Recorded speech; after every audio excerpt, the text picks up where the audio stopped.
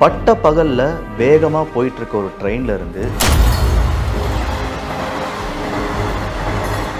4 மாசம் கர்ப்பமா இருக்க ஒரு கர்ப்பிணி பெண்ணை வலுக்கட்டாயமா கீழே தள்ளி ஒருத்தன் கொலை பண்ண பார்த்தான்.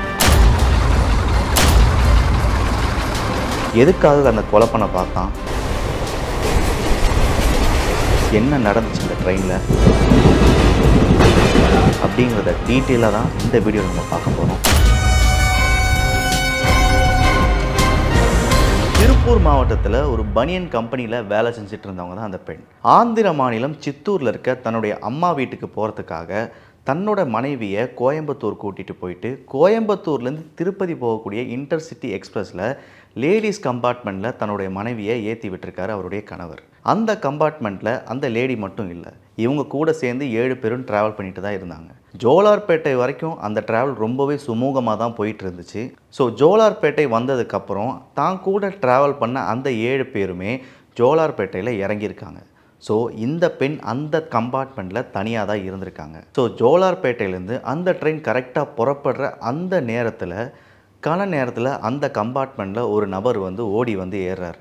யார் இவர் என்னன்னு தெரியாமல் அந்த பெண் உடனே இது லேடிஸ் கம்பார்ட்மெண்ட்டுங்க அப்படின்னு சொன்ன உடனே அந்த பையனும் இல்லைங்க நான் அடுத்த ஸ்டேஷனில் இறங்கிடுவேன்னு சொல்லிட்டு அந்த பெண்கிட்ட கேட்டிருக்கான்.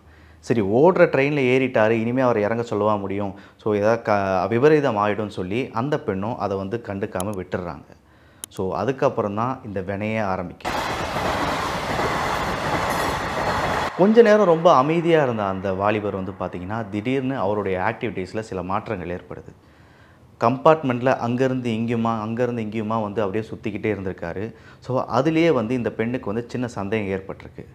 ஒரு கட்டத்துக்கு மேலே பாத்ரூம் போன அவர் வெளியே வரும்போது ஒட்டு துணி இல்லாமல் வெளியே ஆபாசமான செய்கையோட அந்த பெண்ணை நெருங்கியிருக்காரு. அந்த பெண் பயத்தில் கத்தி கூச்சலிட்டிருக்காங்க. ஆனால் ரயில் போயிட்டு இருந்த அந்த வேகத்தில் இந்த பெண் கத்துனதோ கூப்பிட்டதோ அங்கே இருக்கிற யாருக்குமே தெரியலை.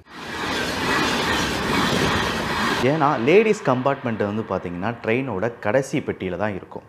அந்த கடைசி பெட்டி பக்கத்தில் இருக்க ஒரே ஒரு நபர்னா காட் மட்டும்தான். ஸோ அவருக்கும் இந்த சத்தத்தில் இவங்க கத்துனது எந்த விஷயமும் அவங்களுக்கு கேட்கவே இல்லை. ஸோ இந்த நபர் பார்த்திங்கன்னா கொஞ்சம் கொஞ்சமாக அந்த பெண்ணை நெருங்கி அந்த பெண்ணோட ஆடைகளை பிடிச்சி இழுக்க ஆரம்பிச்சிருக்காரு. அந்த பெண் என்ன செய்வதுன்னு தெரியாமல் ரொம்ப கத்தி கூச்சலிட்டு அந்த நபரை பிடிச்சி தள்ளியிருக்காங்க. ஒரு கட்டத்துக்கு மேலே ட்ரெயின் செயினை பிடிச்சி இழுத்து அந்த ட்ரெயினை அங்கேயே நிப்பாட்டிடலாம், ஸோ அதனால் நம்ம காப்பாற்றப்படுவோன்ற ஒரு நம்பிக்கையில் ட்ரெயின் செயினை பிடிச்சி இழுக்கிறதுக்கு அந்த பெண் முயற்சி பண்ணியிருக்காங்க. இது தெரிஞ்ச அந்த மனித மிருகம் அந்த பெண்ணை பிடிச்சி இழுத்துட்டு போயிட்டு படிக்கட் கிட்ட வச்சு அந்த பெண்ணை ஓடுற ரயில்லேருந்து தள்ளி விடுறதுக்கு ட்ரை பண்ணியிருக்கான். ரொம்பவே ட்ரை பண்ணி அந்த பெண் பார்த்திங்கன்னா தன்னோட இடது கையால் அந்த கம்பியை பிடிச்சி இறுக்கமாக பிடிச்சிட்டு இருந்திருக்காங்க. ஸோ இவனால் சரியாக தள்ளி விட முடியாதனால ஓங்கி மிதிச்சிருக்கான் அந்த பெண்ணை. மிதித்ததும் அந்த பெண் அந்த இடத்துலையே பார்த்திங்கன்னா தவறி விழுந்து ட்ராக்கில் விழுறாங்க. ஸோ இவங்க விழுந்ததுக்கப்புறம் ஆளரவமற்ற அந்த ட்ராக்கில் அந்த பெண்ணு தலையில் அடிப்பட்டும் இடுப்பில் அடிப்பட்டும் ரொம்பவே கவலைக்கிடாமல் கடந்திருக்காங்க. எப்போவுமே ட்ராக் மெயின்டெனன்ஸ்க்காக லைன் மேன்றவங்க அந்த ட்ராக் மெயின்டைன் பண்ணிக்கிட்டே இருப்பாங்க. டெய்லியும் 7 கிலோமீட்டர் அப்லையும் டவுனில் 7 கிலோமீட்டர் அவங்க நடந்து அந்த ட்ராக்கில் ஏதாச்சும் பிரச்சனை இருக்கான்னு சொல்லிட்டு பார்த்துட்டு வர்றது அவங்களோட வழக்கம்.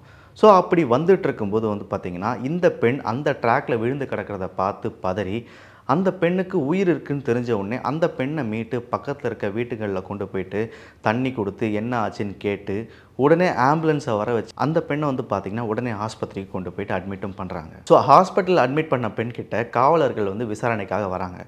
என்ன நடந்துச்சு அப்படின்னு கேட்டப்போ ட்ரெயின் மூவ் அப்புறம் ட்ரெயினுக்குள்ளே ஏறிட்டான்னா அப்புறம் கொஞ்சம் ஒரு 1/2 hour அமைதியாக தான் இருந்தான். அதுக்கப்புறம் 1/2 hour கழிச்சு அவன் ட்ரெஸ் எல்லாம் எடுக்கிறதுக்கு பார்த்தானா 2 பேருக்கு சண்டை வந்துடுச்சு. வந்துட்டு முடியை பிடிச்சி தரன்னு இழுத்துட்டு அந்த வாசலில் போட்டு தள்ளி விட்டான்னா அதுக்கப்புறம் என்ன நடக்குதுன்னு தெரியல. ஸோ காவல்துறையும் உடனே வழக்கு பதிவு செஞ்சு அந்த பெண்கிட்ட விசாரிக்கவும் ஆரம்பிக்கிறாங்க. ஸோ விசாரிக்க ஆரம்பிக்கும் போது ஒரு ஓடுற ட்ரெயினில் எங்கேருந்தோ ஒரு நபர் ஏறி இருக்காரு, அவர் எங்கே இறங்குனாருன்னு தெரில, இந்த மாதிரி எந்த இன்ஃபர்மேஷன்ஸும் இல்லை. ஸோ இவர் யாருன்னு கண்டுபிடிக்கிறதுல கொஞ்சம் சிக்கல் இருந்திருக்கு. ஸோ அப்போ தான் ரயில்வே டிபார்ட்மெண்ட்டில் இருக்க கேசஸில் ஓல்டு கேசஸ், அதாவது ரயில்வே டிபார்ட்மெண்ட்லேயே சில குற்றப்பத்திரிகைலாம் இருக்கும். அவங்க வந்து யாராச்சும் க்ரைம்ஸ் பண்ணியிருந்தா, ஓடுற ட்ரெயின்லையோ ட்ரெயின்ஸில் க்ரைம் பண்ணியிருந்தா அவங்களோட ஃபோட்டோகிராஃப்ஸை ரயில்வேல எப்போவுமே வச்சுருப்பாங்க. ஸோ அந்த மாதிரி சில ஃபோட்டோகிராஃப்ஸை எடுத்து அந்த பெண்கிட்ட காமிக்கும்போது தான் அதில் இந்த கொடூரனோட ஃபோட்டோவும் இருக்கிறது அவங்களுக்கு தெரிய வருது. ஸோ இவன் யாருன்னு சொல்லிட்டு விசாரிக்கும்போது தான் தெரியுது, இவன் ஆல்ரெடி 2 குற்றங்களில் வந்து ஈடுபட்டவன். அதுவும் முதல் குற்றம், ஓடுற ட்ரெயின்லேருந்து ஒரு பெண்கிட்ட மொபைலை பறிச்சுட்டு ஓடின ஒரு கேஸும் இருக்குது. அது மட்டும் இல்லாமல் ஒரு பெண்ணை ட்ரெயினில் கூட்டிகிட்டு வந்து அந்த பெண்ணை வந்து பார்த்திங்கன்னா மலை மேலே கூட்டிகிட்டு போய் கொலை பண்ண வழக்கம் 2024 இந்த கொடூரன் மேலே வந்து பதிவு செய்யப்பட்டிருக்கு. இப்படிப்பட்ட குற்ற பின்னணிகள் வந்து பார்த்திங்கன்னா இந்த நபர் மேலே இருந்திருக்கு. 2024 அந்த பெண்ணை மலை மேலே கூட்டிகிட்டு போயிட்டு கொலை பண்ண வழக்கில் இவர் மேலே குண்டாஸ் பதிவு செஞ்சு இவர் சிறையிலையும் அடைக்கப்பட்டிருக்காரு. ஸோ இப்படிப்பட்ட குற்ற பின்னணிகள் இருக்க சைக்கோ தான் இந்த நபர்னு தெரிய வருது. ஸோ எப்படி ஒரு ஓடுற ட்ரெயினில் இந்த நபர் ஏறி இந்த பெண்ணை வந்து இப்படி ஹராஸ் பண்ண முடியும்னு சொல்லிட்டு போலீஸ் விசாரிக்கும் போது தான் இவர் எப்படி அந்த ட்ரெயினில் ஏறினாரு, எப்படி யாரும் இவரை கண்டுக்காமல் விட்டாங்கன்ற விஷயம்லாம் ஒன்று ஒன்றா வெளியே வர ஆரம்பிக்குது.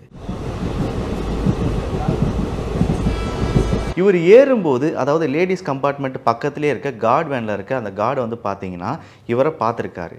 யாருன்னு கேட்டதும் இவன் சொல்லியிருக்கான், நான் ரயில்வே ஸ்டாஃப் தான் சொன்ன உடனே அவரும் கண்டுக்காமல் விட்டுருக்காரு. அதனால தான் இவன் வந்து பார்த்திங்கன்னா ஸ்ட்ரெயிட்டாக அந்த லேடிஸ் கம்பார்ட்மெண்ட்டில் ஏறி இருக்கான். இதில் ரயில்வே துறையோட தப்பும் இருக்குது. ஏன்னா ரயில்வே ஸ்டாஃபாக இருக்க எல்லாருமே வந்து பார்த்திங்கன்னா எல்லா கம்பார்ட்மெண்ட்லையும் ஏறி ட்ராவல் பண்ணலான்ற அந்த வாய்ப்பை யூஸ் பண்ணி தான் இப்படிப்பட்ட நபர்கள் வந்து பார்த்திங்கன்னா அதை யூஸ் பண்ணி இப்படிப்பட்ட தவறுகளை வந்து தொடர்ந்து செஞ்சுக்கிட்டு இருக்காங்க. பாதிக்கப்பட்ட பெண்ணுக்கு இப்போ ரயில்வே துறையிலேருந்து 50,000 ரூபாய் வந்து கொடுக்கப்பட்டிருக்கு நிவாரணமாக. இருந்தாலும் கீழே விழுந்த அதிர்ச்சியில் அவங்க வயிற்றுலேருந்து அந்த சிசு இறந்து போச்சு. ஸோ இப்படிப்பட்ட மனித மிருகங்கள் வந்து பார்த்திங்கன்னா தொடர்ந்து நம்ம சொசைட்டியில் இருந்துக்கிட்டு தான் இருக்காங்க.